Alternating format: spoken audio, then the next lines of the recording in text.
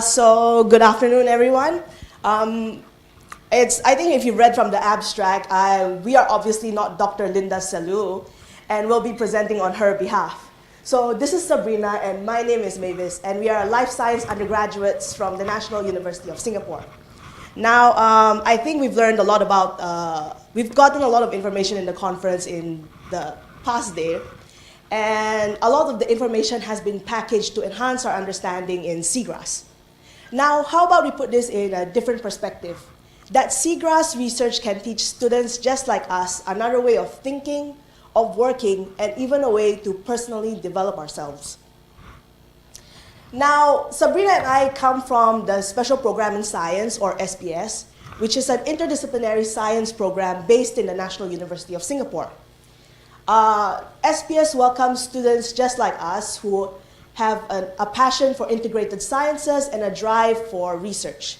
And SPS welcomes undergraduates from different faculties of, different departments from the Faculty of Science, such as biology, chemistry, and physics.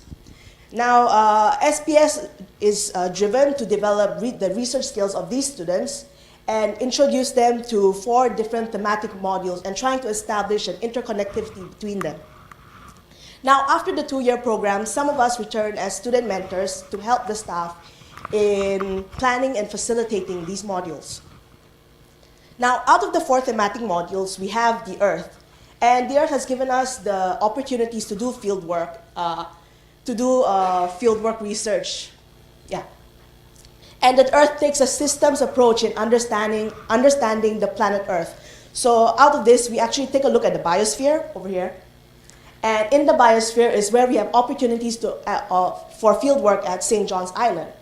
And it's very important for us to mention that the Tropical Marine Science Institute has given us a lot of support, and that they've given us the framework and the opportunities to do fieldwork at St. John's Island over the years that the Earth has been running. Now, the Earth has a class size of 29 students, who Sabrina represents, and 13 mentors, who I represent. And as you can see from the spread, we definitely come from different fields. But despite this, the majority of us do not have prior formal fieldwork experience. So as you can see that this experience does not extend to the students alone, but it also helps the mentors as well, as we learn how to facilitate projects such as this. Now, the Earth has a few learning outcomes that we have, one of which is to develop content knowledge for the students to learn more about ecological research, and for this instance, seagrass. And then we drive to give them technical skills, especially in terms of how they do fieldwork research. And finally, we hope that they find a way, the project teaches them a way to personally develop themselves, especially the way they respond to challenges.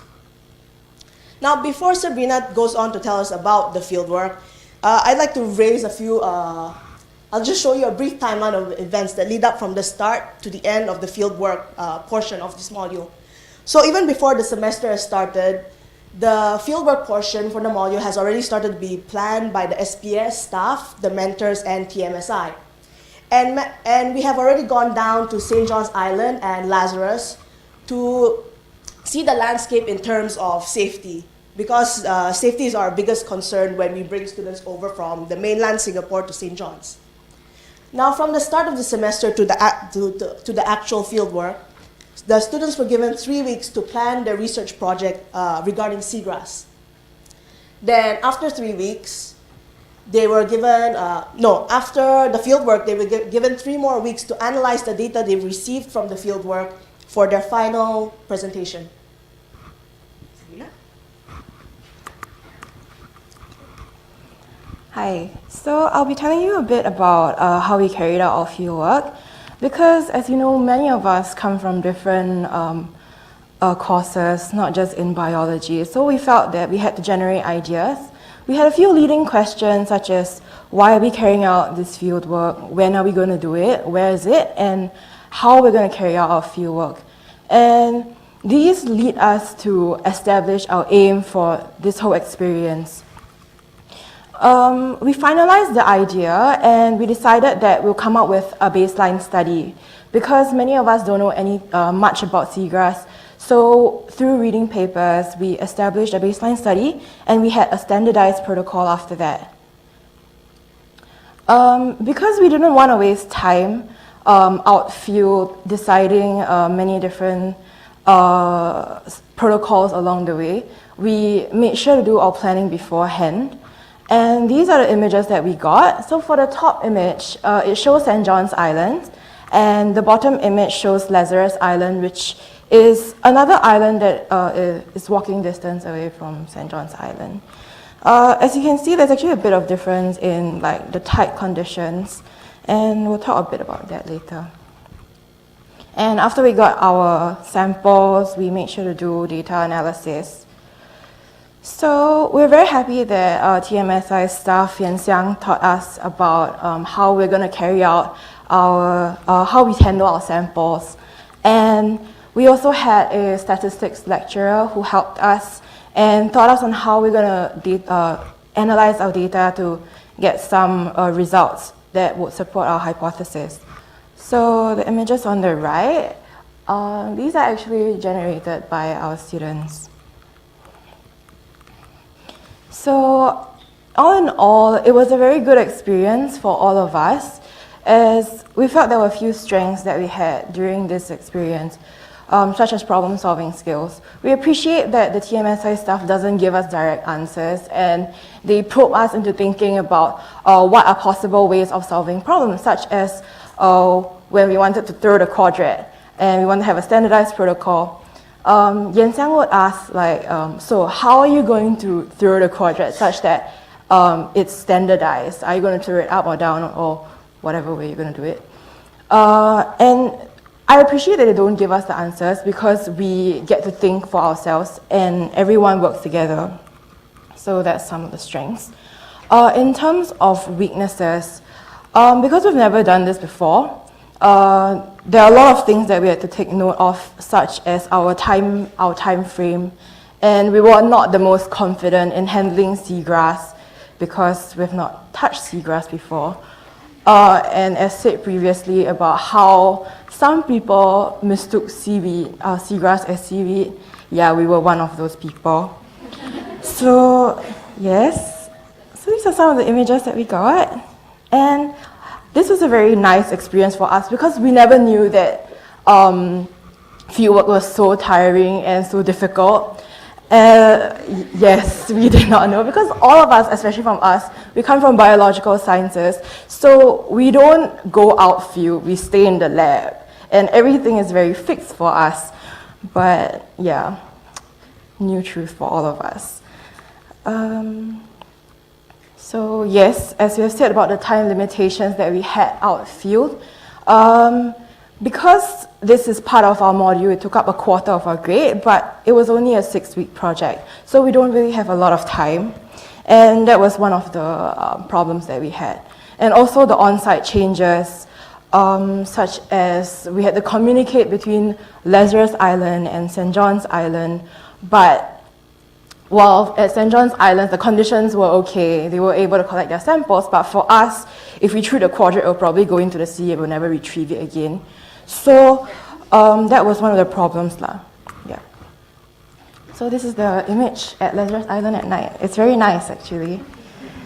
So to conclude, we feel that even for students like us who do not have experience in field work, and we're able to carry out such an experiment at the end of the day, is quite a feat, and we feel this can be extended to the public to be a citizen science, and many other people can also do it because at the end of the day, these learnings are transferable, not just in seagrass research, but in other areas that they're doing as well. So with that, I'd like to conclude, and thank you for your kind attention.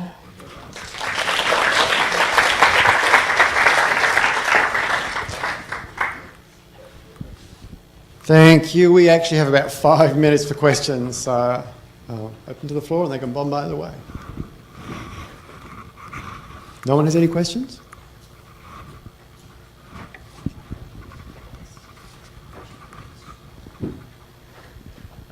I have a couple of questions for a few people within this session as well as other sessions. You've been working with student groups as well as citizen science programs, and one thing that I sense in this workshop in general is the lack of charisma that this ecosystem seems to have. And one of the big problems that you hear is that it's very difficult to get support, conservation support or even policy support from governments for an ugly duckling ecosystem. Working with students or with citizens groups, I think, as scientists, I don't think we're very good. We're not charismatic ourselves. So working as students or with citizen science groups, what advice do you think you can give us for working towards making these systems more appreciated? I guess, at least from my point of view, right, it's definitely hard to get interest if you're not put into the program first. The reason why we all ended up doing seagrass research was because of a module. But I think I think we all need to start from we need to start early. Definitely, thank you.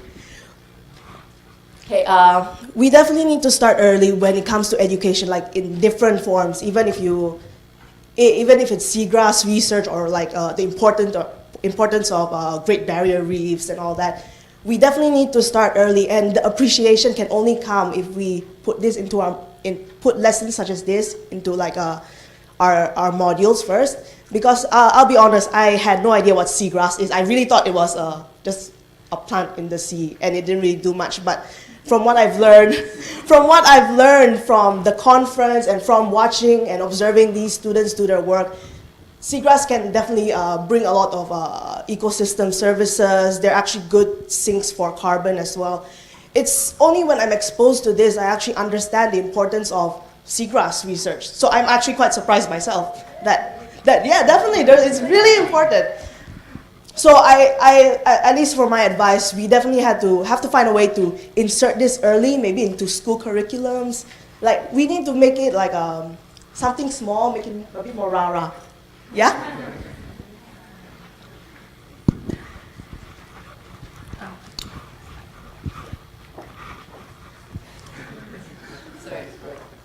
Yeah, just really quickly in response to that question, we started with these kids in the front row when they were like 10. I think Kimi was 8, and we had some 5-year-olds as well. So it's been 10 years, it's taken a long time. But yes, to make the subject and scientists as well more interesting, I found that these kids are the bait, really. So I don't have to give presentations to local agencies, and now the state and all the agencies are interested because they are the ones presenting. So the others are quiet, but if they can speak in Malay, when they were a lot smaller and not so gigantic as they are now, they were really useful in the sense that they would be the ones to present detailed habitat information to agencies and business people and all of that. And that really changed things around. So I think teaching young people is very important, not just for them to gain that interest and the passion like these guys have now, but also to reach out to businesses, developers, the state government, agencies. They pay more attention if it comes from young people who are taking ownership over their land, as opposed to somebody with a PhD at the back of their name, because they're like, yeah, of course, yeah. You know, they don't really want to hear from us. So this is one approach that might work. Yeah. Yeah, I totally agree. I was actually, my intervention was on this line. We should challenge this lack of charisma of seagrasses, because it's not so if you start with the kids, if you start in schools and you start, that's why we are having fantastic responses from the kids, and they love it, seagrass. They start, I mean, if they start early, they will learn how to love the seagrass, and actually then this is transmitted to the older people, and we have this experience in southern Portugal. So it's time to start challenging this lack of charisma. Do we have time for one more question? If there's anyone? Okay, I'd like everyone if they could please thank Sabrina and Mavis.